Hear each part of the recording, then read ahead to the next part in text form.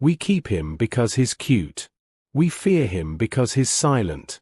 The observation deck gleamed with crystalline walls that caught the light of passing stars, casting rainbow patterns across the polished floor. Lyris stood with her hands clasped behind her back, her mind touching the psychic web that connected all conscious beings aboard the diplomatic vessel Harmony's Promise. Through it, she felt her sister's thoughts like familiar melodies. "He's doing that thing again." Kenna's mental voice rippled with amusement from the laboratory deck below. "What thing?"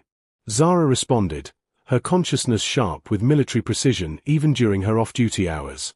Staring at the stars like they might tell him secrets. "It's adorable." Lyris smiled despite herself and turned to observe Corvus, their human, who sat cross-legged before the viewport. His dark hair fell across his forehead as he gazed outward, expression unreadable in that way humans always were. No thoughts radiated from him.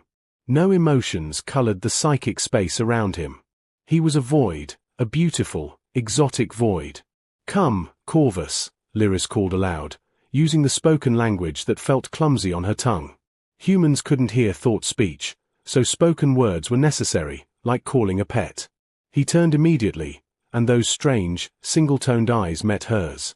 Most species had eyes that shifted with psychic mood. Hers currently showed swirls of blue contentment, but his remained that fixed brown, like dead wood.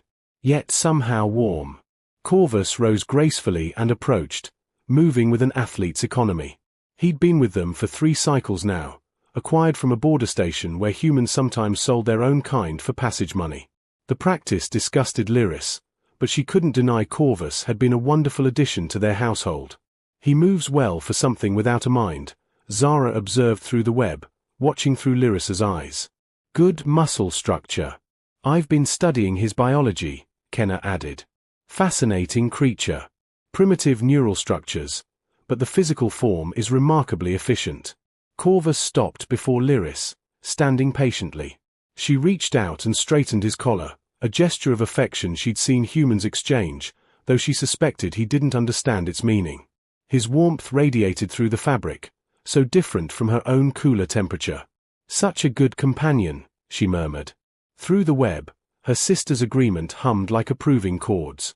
None of them noticed the brief flicker in Corvus's eyes, the slight tension in his jaw, or the way his hands clenched once before relaxing. He understood every single word. The void's affection.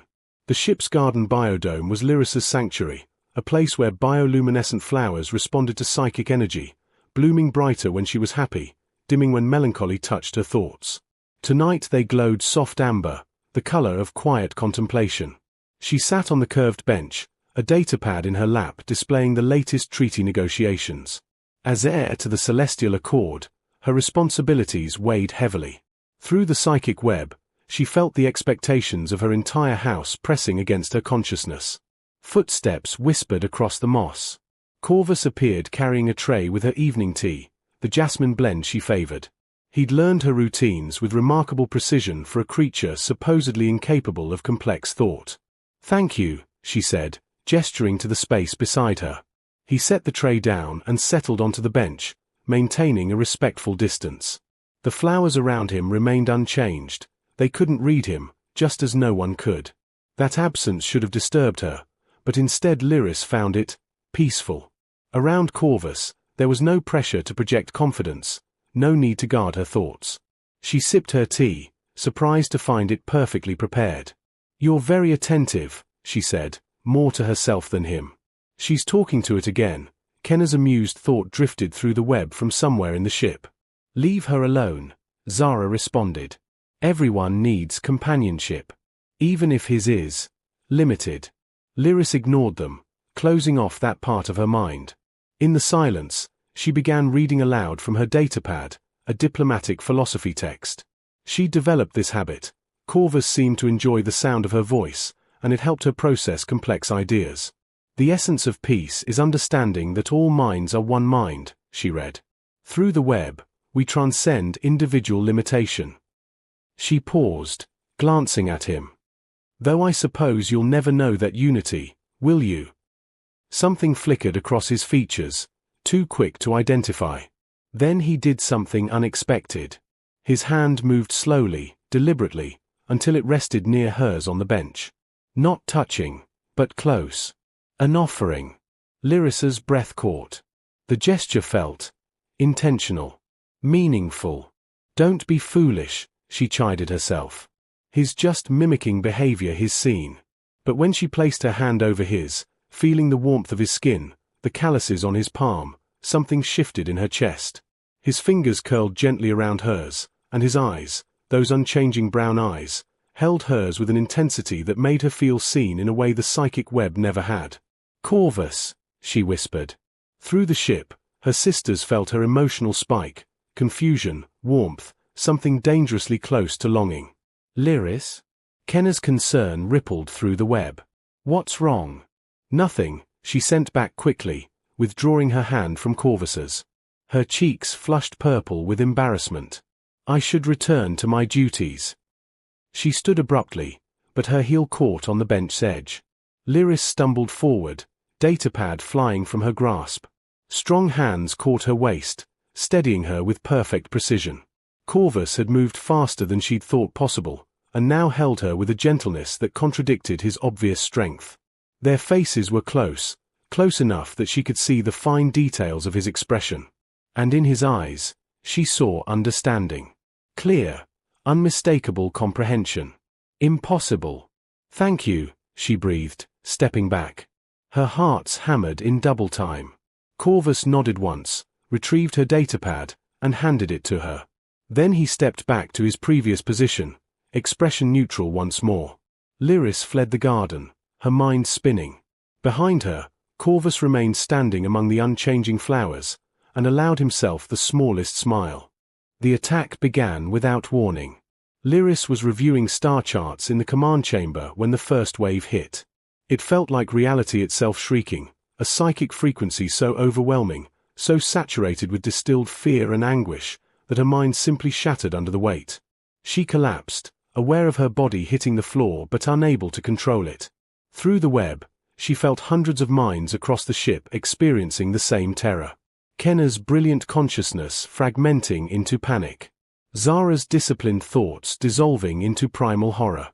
The mind-shatter weapon, she recognized it from intelligence reports. The Howlers, psychic raiders who'd terrorized the outer colonies, had found them. No, no, no. The thought barely formed before another wave crashed over her, and Lyris was drowning in nightmare visions. Her family dead. Her world burning. Every hope she'd ever cherished turning to ash. The emotions weren't hers, but they felt real, so terribly real. Through tear-filled eyes, she saw the command chamber doors explode inward. Howler raiders poured through, their forms distorted by the psychic static radiating from their weapons. They moved among the fallen crew, methodical in their brutality. One approached Lyris, its appendages reaching for her throat.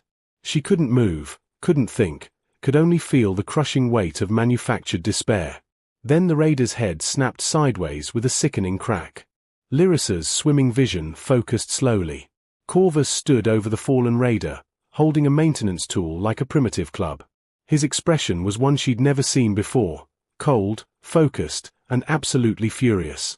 How? The question barely formed in her fractured mind. How is he standing? Another raider turned toward Corvus, its psychic amplifier shrieking. The sound that had reduced the ship's entire crew to sobbing wrecks should have obliterated a lesser mind like his. The raider projected pure, concentrated fear directly at the human. Corvus blinked. Then he swung. The raider crumpled. Through the web, Lyris felt the other howler's shock rippling, not just surprise, but genuine terror. They were encountering something their species had never imagined, a being their greatest weapon couldn't touch. He's immune, Kenna's broken thought whispered through the web. The human. He can't feel it. Corvus moved through the command chamber like a force of nature. Every raider that approached him fell, their psychic screams useless against his deaf mind. He didn't fight with technique or grace. His movements were raw, efficient, brutal. A lifetime of genetic memory for physical combat erupting from a species that had survived without psychic crutches. One raider tried to flee. Corvus was faster. He caught it by its ceremonial robes and slammed it into the wall with enough force to crack the metal plating. The remaining howlers retreated, their previous confidence shattered. They'd conquered dozens of ships, broken entire crews with a single thought. But this void, this mindless pet, was something from their oldest nightmares, a predator that couldn't be stopped by fear. As the raiders fled to their boarding craft, emergency bulkheads sealing behind them, the mind-shatter weapon finally powered down. The psychic assault faded like a retreating tide. Lyris gasped, her mind slowly reassembling itself. Around her, crew members stirred, groaning, weeping. Through the web, she felt her sister's consciousness returning, traumatized but alive. Corvus stood in the center of the command chamber, breathing hard, covered in the raider's blood. The maintenance tool hung loose in his grip. Slowly, as if remembering himself, he let it clatter to the floor. Then he turned to Lyris, and in his eyes, she saw something that made her remaining breath catch. Concern. Real, genuine concern. For her. Lyris, he said, his voice rough but clear. Are you hurt? The words hung in the air like a detonation. Around the chamber, every conscious crew member who heard them froze. The human had spoken. Not simple mimicry, but her name, inflected with perfect understanding and emotion. Corvus crossed to where she lay and knelt beside her, his hand gentle on her shoulder despite the violence those same hands had just inflicted. I've got you, he said softly. You're safe now. And Lyris, heir to the Celestial Accord, member of the most psychically advanced species in known space, stared up at the being she'd called a mindless pet and realized she'd been catastrophically, fundamentally wrong. The medical bay hummed with activity as the ship's physician worked to stabilize the crew. Lyris sat on an examination platform, her mind still fragmented from the psychic assault, watching Corvus with new eyes. He moved through the bay with purpose, helping crew members to their feet, carrying those too weak to walk. The physician, an elderly mind-weaver named Toll, observed him with clinical fascination tinged with fear. We treated him like livestock. Kenna's shamed thought drifted through the web from her recovery bed across the room. Superior beings. What arrogance. Zara materialized in the doorway, one arm cradled against her chest, her military bearing diminished by lingering trauma. She locked eyes with Corvus, and for the first time, her psychic presence radiated something unfamiliar, respect. The Howlers are regrouping, she said aloud, speaking to Corvus directly. Their ship didn't flee. They're preparing another assault. Corvus's jaw tightened. How many? His fluency in their language, perfect grammar, proper inflection, hit Lyris like a physical blow. How long had he understood? Every private conversation, every casual dismissal, every time they discussed him as though he were furniture. 20 raiders, Zara continued. Their boarding craft is locked to our hull. We can't detach while the mind-shatter weapon is active, and our crew. She gestured helplessly at the broken warriors around them. We're defenseless. No, Corvus said simply. You're not. He moved to the medical supplies, selecting items with practiced efficiency, stimulants, coagulants, a basic field kit. Lyris watched his hands work, those same hands she'd found so fascinating, now revealed as capable of devastating violence and tender care in equal measure. Corvus, Lyris found her voice, though it trembled. You can't fight them all. He turned to her, and the look in his eyes made her breath catch, not the blank stare of a pet, but the determined gaze of a protector. He crossed to her, and slowly, giving her time to refuse, he cupped her face with one hand. I've been fighting my whole life, he said quietly. My species doesn't have your gifts. We survived by being stubborn, adaptable, and too mean to quit. His thumb brushed her cheek, wiping away a tear she hadn't realized had fallen. I won't let them hurt you again.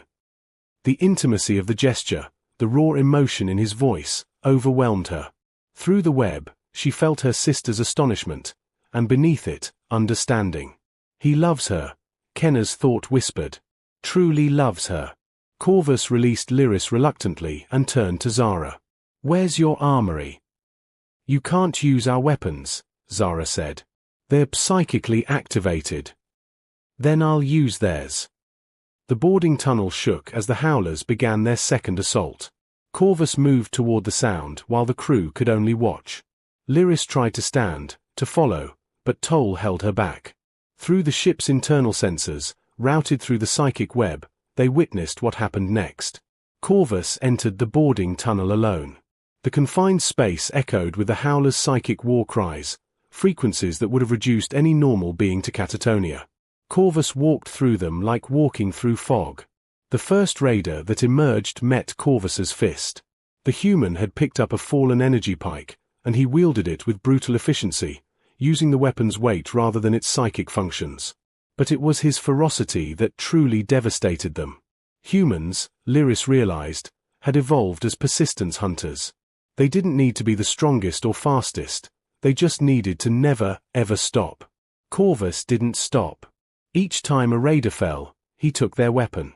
Each time they tried to overwhelm him with fear, he pushed forward. His body took damage, a slash across his ribs, burns on his shoulder, but pain only seemed to focus him further. The Howlers, who had built their entire culture around psychic dominance, encountered something their evolution hadn't prepared them for. A being that fought with pure physical determination, fueled by protective rage. When the last raider fell, Corvus stood alone in a corridor painted with violence. Through the sensors, Lyris watched him sway, exhausted, bleeding, but unbroken. He triggered the boarding tunnel's emergency separation. The Howler ship drifted away, its crew decimated, its legendary weapon useless against a single human's refusal to surrender. Corvus collapsed against the wall, sliding down until he sat on the floor. His head dropped back, eyes closing. "It's done," he said to the empty corridor. Then, softer, "They're safe." Lyris was already running. The truth unveiled. Lyris found Corvus in the same corridor, his breathing labored but steady. Medical teams rushed past her, but she reached him first, dropping to her knees beside him. "You beautiful, infuriating fool," she whispered, her hands hovering over his injuries, afraid to cause more pain. His eyes opened, focusing on her with that same intense clarity. "Had to keep you safe." "How long?" she asked. "How long have you understood everything?" A ghost of a smile crossed his blooded lips. "Since the second day. Your language isn't that different from 3 human dialects. I'm a linguist, was a linguist, before I was sold." The confession struck her like a blade. "We spoke about you like you were nothing." "I know." His hand found hers, grip weak but deliberate. "I was angry at first. Then I realized you genuinely believed it. Your whole civilization believes it. You've never encountered a sapient species without psychic ability, so you assumed consciousness and psychic sensitivity were the same thing." Kenna and Zara arrived, Toll and his team immediately setting to work on Corvus's injuries. But the sisters stood transfixed, listening. "We thought silence meant emptiness," Kenna said, her voice breaking. "We were wrong. Corvus, don't." Corvus's voice was firm despite his weakness. "You genuinely didn't know. That's different from malice." He winced as Toll treated a deep laceration. "Though maybe next time, don't assume the quiet ones are stupid." Zara, warrior that she was, knelt directly in front of him. "You saved us. All of us. Why?" Corvus's gaze drifted to Lyris, holding there with undisguised emotion. "Because some of you are worth saving. Because despite everything, He trailed off, but the meaning hung clear in the air. Lyris felt her heart's hammering. Through the web, she sensed her sister's encouragement, their support, their understanding. "I fell in love with you," Corvus finished quietly. "With your kindness, even misdirected. Your intelligence. The way you read to me in the garden, sharing your thoughts even though you believed I couldn't comprehend them." His smile turned rueful. "I'm an idiot." "No," Lyris said firmly. She took his face in both hands, mindful of his injuries, and met his eyes directly. "You're brilliant. You're brave. And I've been falling for you too, even when I thought," she laughed, the sound half-sob. "Even when I thought you were just a beautiful mystery." "Still mysterious," he murmured. "You still can't read my mind." "Good," she whispered, and kissed him. The gesture transcended psychic connection. It was purely physical, purely emotional, 2 beings communicating in the oldest language, the one that needed no telepathy. His lips were warm against hers, his hand gentle as it cupped the back of her head. When they parted, she rested her forehead against his. "Teach me," she said. "Teach us. About humanity. About surviving without the web. About being strong in silence." "It'll take time," Corvus warned. "We have time." Lyris helped him to his feet as Toll completed the emergency treatment. "And when we reach the Celestial Accord, you're going to help me write a new charter. One that recognizes consciousness in all its forms." Zara stepped forward, and to everyone's surprise, offered Corvus a military salute. "You fought like a demon. If humanity has more like you, the galaxy needs to know." "We do," Corvus said. "Billions of us. All psychically deaf, all underestimated, all surviving just fine." He leaned against Lyris, exhausted but alive. "Maybe it's time we introduced ourselves properly." In the weeks that followed, as the Harmony's promise limped toward the nearest starbase, word spread through the psychic web. The story of the human who couldn't be broken, who fought when telepaths fell, who loved beyond the boundaries of psychic connection. Humanity's status changed overnight. Not pets, not beasts, but survivors of a different path. Evolution's answer to the question of what happens when you can't read minds but still need to understand hearts. Corvus recovered in Lyris's quarters, where she read to him each evening, now knowing he understood every word. Their relationship deepened beyond species, beyond psychic ability, into something neither culture had language for but both recognized as true. And sometimes, in the garden where bioluminescent flowers bloomed unchanging around him, Lyris would simply hold his hand in comfortable silence, learning that the spaces between thoughts could be just as meaningful as the thoughts themselves. The quiet ones, she had learned, were never empty. They were simply waiting for someone to listen.